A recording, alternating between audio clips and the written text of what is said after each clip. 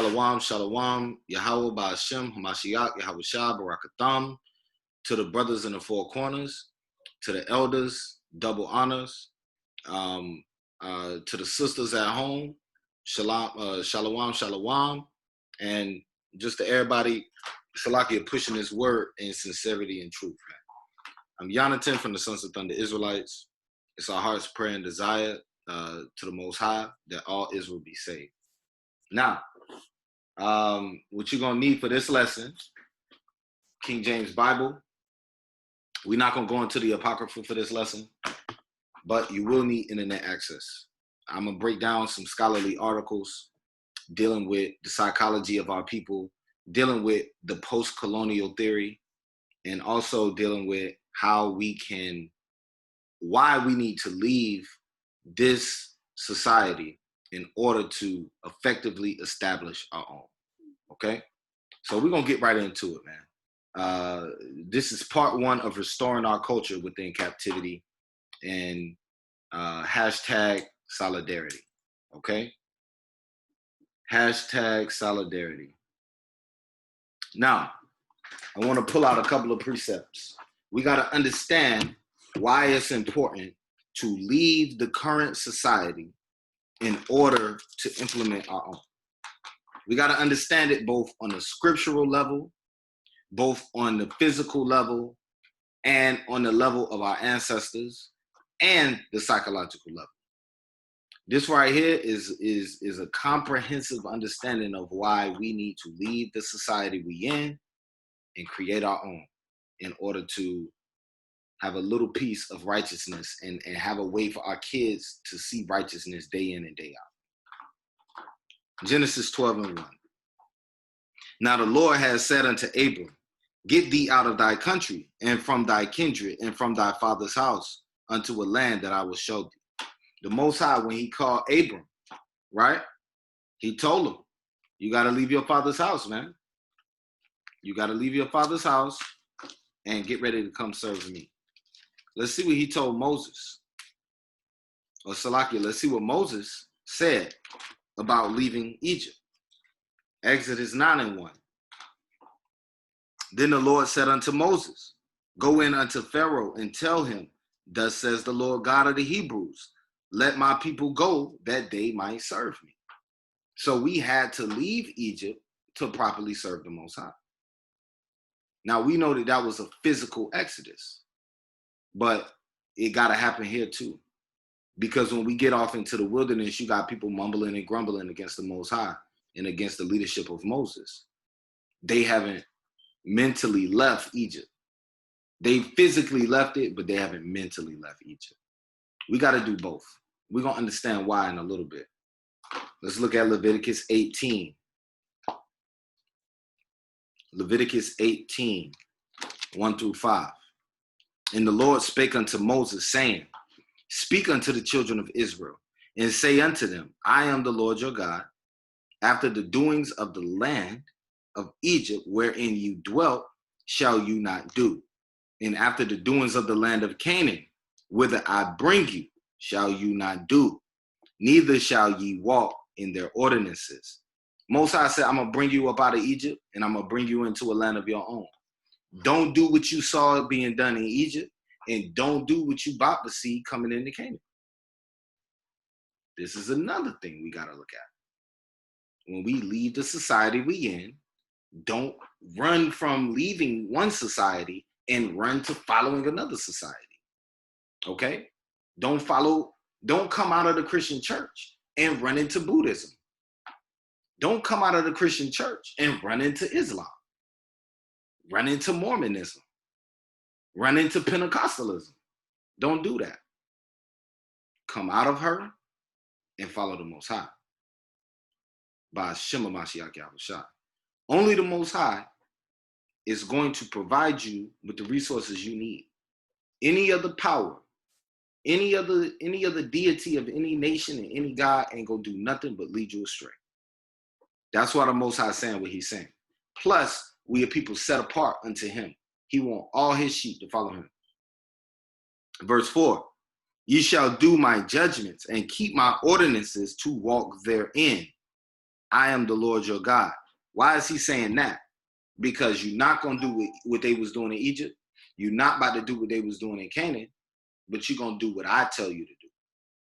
This is a culture that we need to start forging now, so that when our children grow up, they grow up in a culture where the people they look up to is Israelites. The friends that they got is Israelites. The cousins that they got is Israelites. That way, peer pressure is towards righteousness and not towards wickedness. You know what I'm saying? They're not being peer pressure into, oh man, you know, it seems like everybody doing this. I gotta do it. You want them to have a different type of peer pressure. You want them to have the pressure, brother, you ain't read Jeremiah?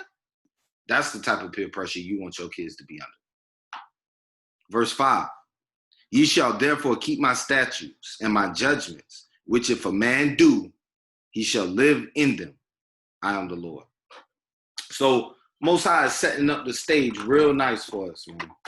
Let's hit Romans 12:2. Let's look at the psychological side of this. Romans 12:2 is going to give you the psychological side. And be not conformed to this world, but be ye transformed by the renewing of your mind. Remember, you got to come out of Egypt physically. You got to come out of Egypt mentally. Being conformed to being ye transformed in the renewing of your mind, that you may prove what is that good and acceptable and perfect will of the Most High. What's good? What is a good thing that you can do? What is an acceptable thing that you can do? What is the will of the Most High? Psalms 40:8. Psalms 40:8. I delight to do thy will, O my God. Yea, thy law is in my heart. Okay? So these are the things that we really need to be looking at. I need to highlight this next verse. I don't have it highlighted. I'm going to come back and hit it in a minute. So let's get into it, man. So I pulled up some documents. I was doing some research on the psychological effects of post-colonialism.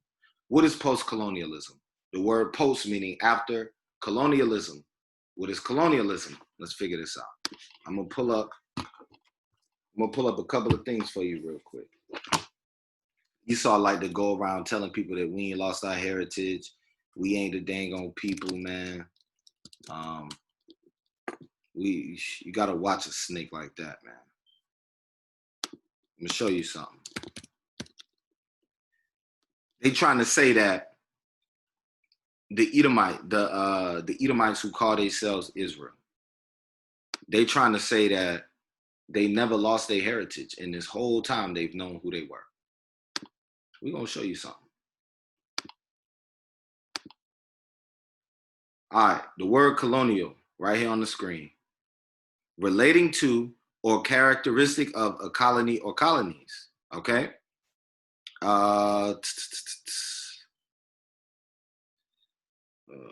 That's not a good example. Why would they use the word to define the word? What's up with these people, man?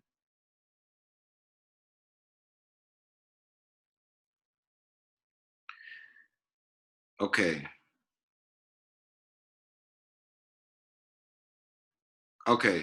So this is what we're going to do, because they're not giving me good examples of that definition. But a colony, right?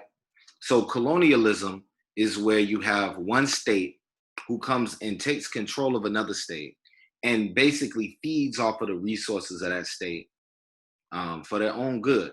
And the people, the indigenous people who lived in that state to begin with, to hell with them. You know what I'm saying? To hell with them. Their culture basically dissipates, or they amalgamate into the new culture that was created, forming Creoles or hybrids, right? People who their culture is no longer their culture alone, but it's kind of mixed in with the new culture, so it's a brand new culture. This is what we have here in America. This is what we see in the first century during the time of Hamashiach Yahushua. This is what we see throughout Bible history. Okay, we end up with the Herodian dynasty, damn Esau and them boys. slapping five with the Romans, and basically all in it to take over Jerusalem. That greatly influenced us. We know about Hellenism.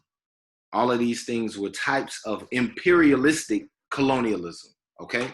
Not gonna get into all the terms, but know what these terms mean, because these things affect the psychology of our people. And I'm gonna demonstrate that without a shadow of a doubt. So let me pull my other document up, okay? So this document here, which you're about to see on the screen,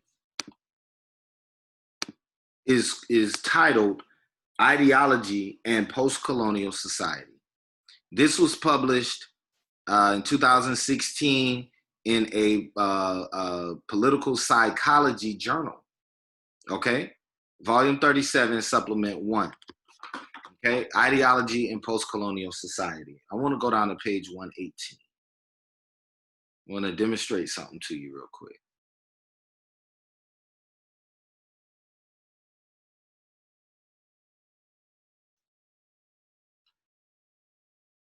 Oh, here we go.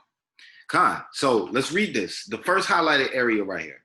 Post-colonial nations possess a specific set of socio-structural conditions that foster a unique pair of ideologies responsible for maintaining the status quo. Say it in English.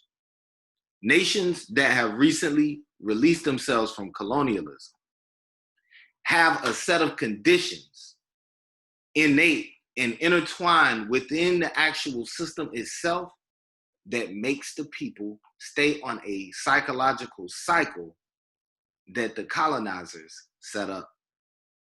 Great example of this is what we see here in America. Before Esau came here, it wasn't no damn gang violence. Before Esau got here, it wasn't no, you know what I'm saying? It wasn't no colorism going on. Before Esau got here, it wasn't no colorism. Before Esau got here, the slave mentality hadn't entered into the mind of our people, right? And these are effects that happen after colonialism that now is just a part of our nation. It's a part of the fabric of America now. And that's what they're saying. And there are two separate ideologies, which in this paper here, excellent document, please go look it up. I gave you the information, you can find it your own. But they call it the dark duo in this paper. You may not find that on Google, but that's what they call it in this journal, the dark duo, okay? And the dark duo consists of this: historical negation and symbolic exclusion, okay? We're gonna talk about them, man, because this right here is showing you a glimpse into just how destroyed we are as a nation. Let me get that. Deuteronomy 28. Let me get that. This is the psychological effects of what we got going on. Deuteronomy 28 and 28. The Lord shall smite thee with madness and blindness and astonishment of heart.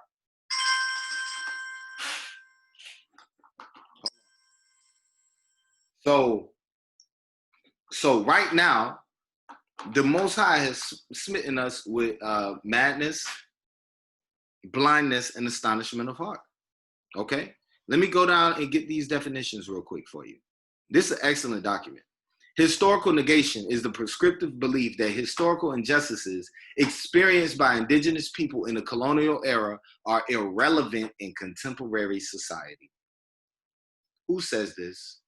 Esau. This is a pervasive mind state that carries over into every post-colonial society. This is not just here. This is every post-colonial society. Brazil, Nigeria, ancient Israel, name a place, right? Jamaica, Haiti.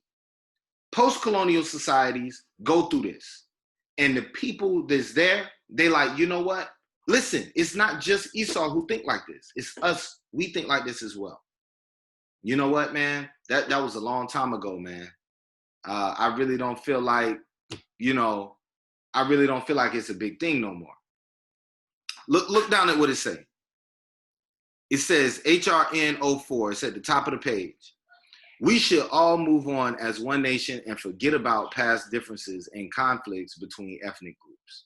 This is a mind state that happens in every post-colonial society. They don't even know this. As the common man walking around, they don't know this. But Esau knows this because he's publishing papers that's speaking about it. Okay?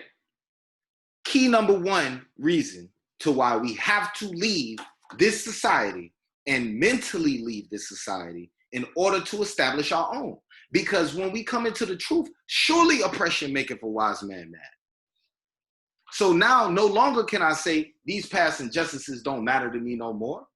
No longer can I say that doesn't have a bearing on my life today.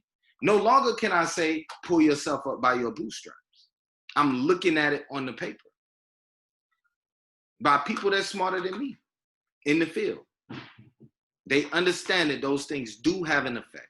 And it actually has a term, historical negation. So y'all put that in your arsenal. The second one is symbolic exclusion. I'm not gonna make this video take long, man, but you know what? This one right here, I'm gonna have a part 2 to it. But symbolic exclusion. Prescriptive belief that the indigenous culture is irrelevant in representations of modern national identity. Where do we see this? In America, right? Where do we see this? South Africa. Where do we see this? Brazil, right? You push all of the indigenous people to the back a little bit, and when you type in pictures of South Africa, you know, you nowadays, because of Nelson Mandela and the effects, you know what I'm saying, the after effects of their liberation, you may see something different. But go back 30 years and type in South Africa, you know what I'm saying? You're going to get a whole different picture. Why? Because the white people standing there in Cape Town having a good time. White people reclined in chairs having a good time. Very small remnants of the indigenous culture are left. When the colonizers come, they don't want your culture. They don't give a damn about your culture. When they came to America, you thought they was trying to, the one thing that they took from the Indians, Salakia, from Native Americans, Gad, the one thing they mainly took from us was, oh man, we got to figure out how to grow these crops. They getting it in over here. They getting it in. So they learn how to grow these crops. They took that part of our culture. They needed that part.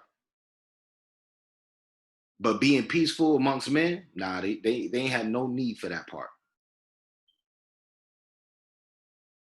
Seeking after the Most High, they knew that we was Israelites.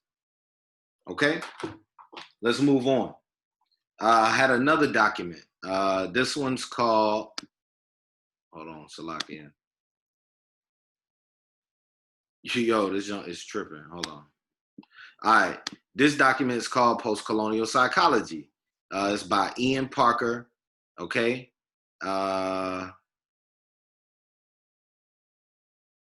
Once again, Post-Colonial Studies. Another one of those psychological publications, periodicals or something like that. But let's go ahead and jump down to page 501 real quick. Jump down to page 501. Hey, I read the whole document, man. I don't play this game of skimming through and finding what I want. I read the whole document. That's why many things are highlighted, but I'm only going to read what we need for this video. Okay? What am I going to show you here? Just what I said before. There are psychological forces keeping you operating within the colonial mindset, which is the reason you have to leave. Which is the reason that Leviticus 18, 1-5 is written, which is what we read. It had to be written because you got to leave that mindset in order to come over here and gain the proper mindset to serve the Most High. Man. Let's read it. Richard shows very clearly that the early colonial period made use of psychology. This is deep. Not only as a warrant for the exercise of Western expertise, all the more effectively to subjugate populations and extract surplus value, but as a system of production of forms of self. What does this say in English? Richard shows very clearly in his book, because this article here is a book review. Okay, he's reviewing this dude named Richard's book. Okay, G. Richards, right here. It's called Race, Racism, and Psychology. Basically, he goes in and demonstrates without a shadow of a doubt. I didn't read that book, but I read the book review. Okay, and he goes in and proves to this author's point of view, without a shadow of a doubt, very clearly, he says that they use psychology all the more efficiently to subjugate populations. What's a great example of this that we can prove this true? Media and advertising. Your kids see the same commercial 5 times in a row. They want the toy. The toy looks so cool on the commercial. It do everything. You buy the toy, it just sit there. It don't do nothing. It don't fly. It don't have no that. It don't even come with the batteries. Advertising companies know how long to speak to you. 15 seconds. If we go past 15 seconds, we lost them. 15 seconds. They know how loud the music got to be. These people not stupid, dog. If you're not willing to leave this, you can't come to the Most High. You can't. I'm not even going to say you can't come to the Most High. You can't form your own culture because you don't understand how pervasive and how intrusive their media tactics are, man. They are psychological scientists that have studied the brain and they understand everything they need to know. This is the reason people are paying $1 million for a 15-second Super Bowl commercial. You ain't dropping that $1 million if it ain't gonna pay off. That $1 million is gonna pay off. Okay? Look at what else it says. Subjugate populations, extract surplus value, right?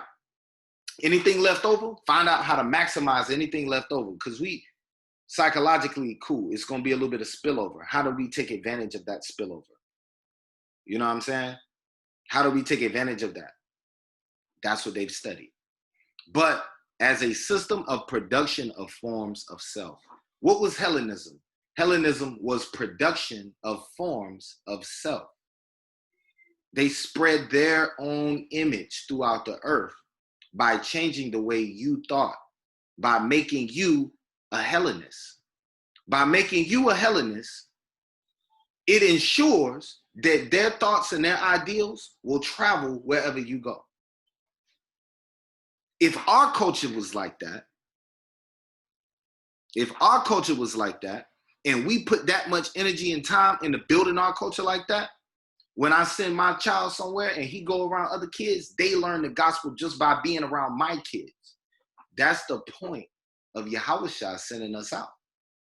He said, go ye therefore and make disciples. Production of forms of self. It's a psychological game, man, building this kingdom. This is the purpose. This is the reason we gotta have culture. All right, I'm not gonna beat that up no more. Page 502. Hey, I can read that whole page. I'm gonna skip 502 now. I'm gonna skip it. I want to read it so bad. I'm not gonna explain it. I'm gonna read it. Okay. Psychology formulated and researched in Britain went hand in glove with British colonial interests. And something similar played out as U.S. psychology took up the baton, but with a difference. And the difference was that the U.S. had a sizable, racially oppressed population to deal with, both from the legacy of slavery and from mass immigration. Check this out. One might say that the role of psychology as a discipline was to manage the transition from one form of apartheid in the U.S. to another. I'm going to stop right there. Let's hit this last source, right? Last thing I want to hit, not to drag this on too long. Myths, symbols, and experience-based trauma.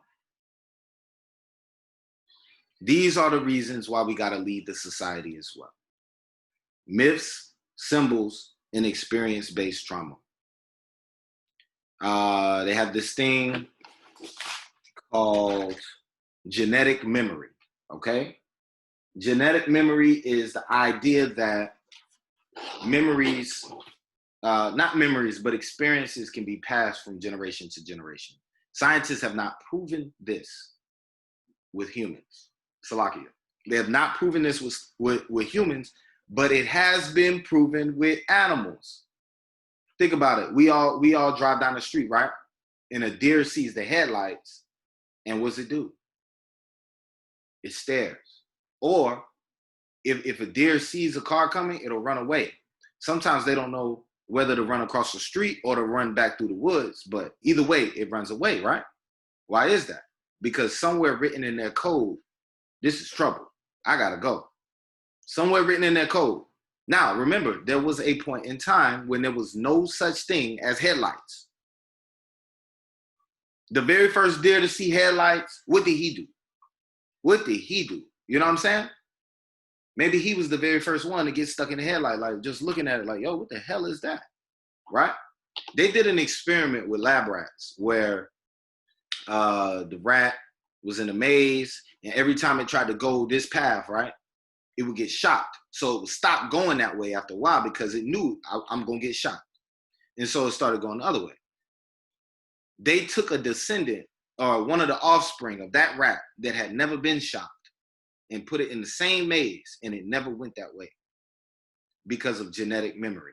Now, once again, that's been proven in animals, but it's inconclusive in humans as of yet, as far as I can tell, anyway. So let's look at page 343 of this one. 343. First of all, what is this called? This one's called Native American Post-Colonial Psychology. Okay? This one was published from Albany, New York, State University in New York, okay? 1995. So, hey, once again, all of these are scholarly articles, man. You can go through and look at them. I specifically got book reviews because I didn't want to hear nobody's ideas and opinions. I wanted to hear, what does the research say? Okay? So, let's do it. Page 343. Carl Jung.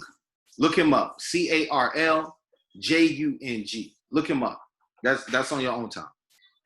Jung asserted that myth, symbols, and shared inherited memories have powerful impact on the lives of people in their societies.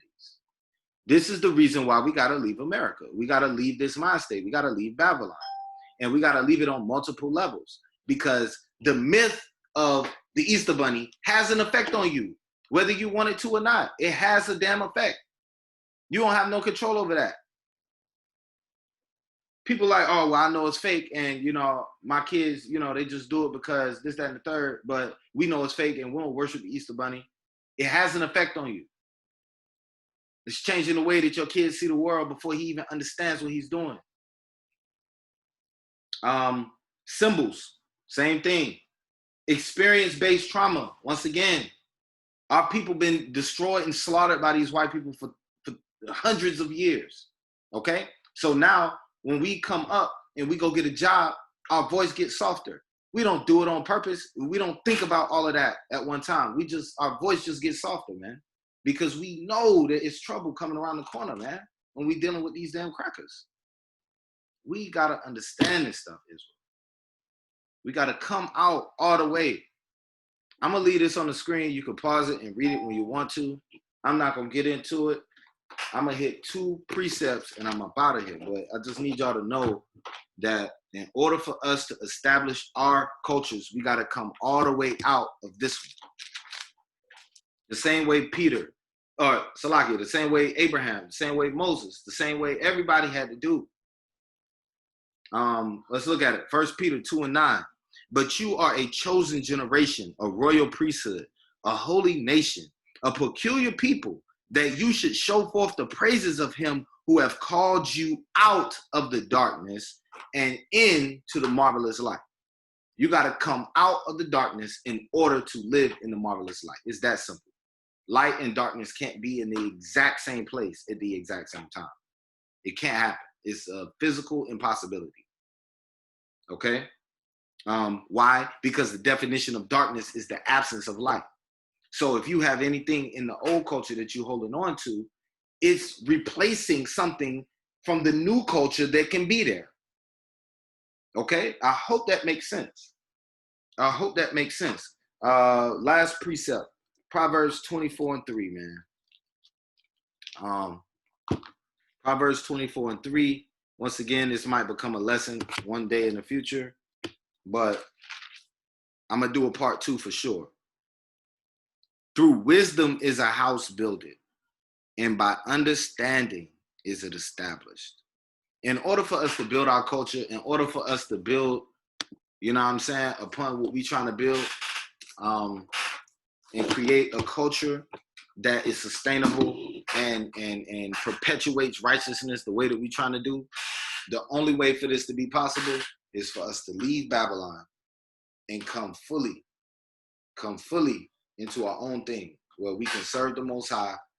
And you know what? If we need that much music, then hey, I know it's more Israelite rappers out here. I know it's more Israelite singers out here. If we need movies, I know it's more Israelite actors out here. I know it's more Israelite directors out here. If we need clothing, we got plenty of clothing. So if we want to have our culture, we got to find a way to leave the other stuff behind. That's all I got. Shalom.